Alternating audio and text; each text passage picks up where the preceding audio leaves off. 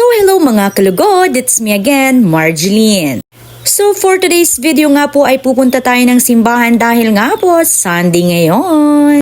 And yes po, ang video ito ay kahapon nga lang po ito nangyari. At syempre dahil nga sa buong linggong ibinigay sa atin ng Panginoon ng 6 days sa atin, kaya naman ang Sunday ay ibibigay natin sa Kanya. At ang masasabi ko lang talaga ay sobrang blessed at grateful ako sa buhay ko maging sa family ko.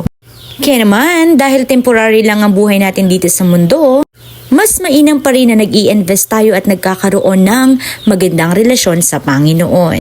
At wala na ngang maisasaya itong puso ko dahil ngayon yung dating pinagpipray ko lang na makasama yung parents ko ay ngayon nakakasama ko na silang nagsisimba. Salamat Lord! At ito na nga, tapos na po ang Sunday service kaya naman hindi ko na na-video ang iba pang mga kaganapan.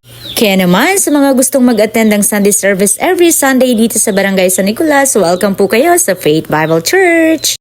At ayan na nga, pauwi na kami kasama ko yung dalawa kong kapatid dito dahil yung isa kong kapatid ay sumama nga kila nanay. At kahit tirik na tirik talaga ang araw at sobrang init ng panahon, hindi ko talaga naramdaman yun dahil kasama ko ang mga ito. At ayan na nga, nauna na sila nanay dahil nga nakamotor sila at naglalakad lang talaga kami. Kaya naman, ito na nga, pauwi na talaga kami. Sobrang init talaga. At isa lang talaga ang masasabi ko, kahit hindi man perfect ang relationship namin bilang magkakapatid, ay alam ng bawat isa kung gaano namin kamahal ang isa't isa. At grabe talaga ang pamilyang ito, ang lambingan namin ay talagang sigawan talaga. Huy! At grabe, hindi ko maisip na talaga namang matangkad pa sa akin ng kapatid ko. Parang kailan lang talaga, baby lang siya. Kaya naman, hanggang dito na lang muna ang ating video. Maraming salamat!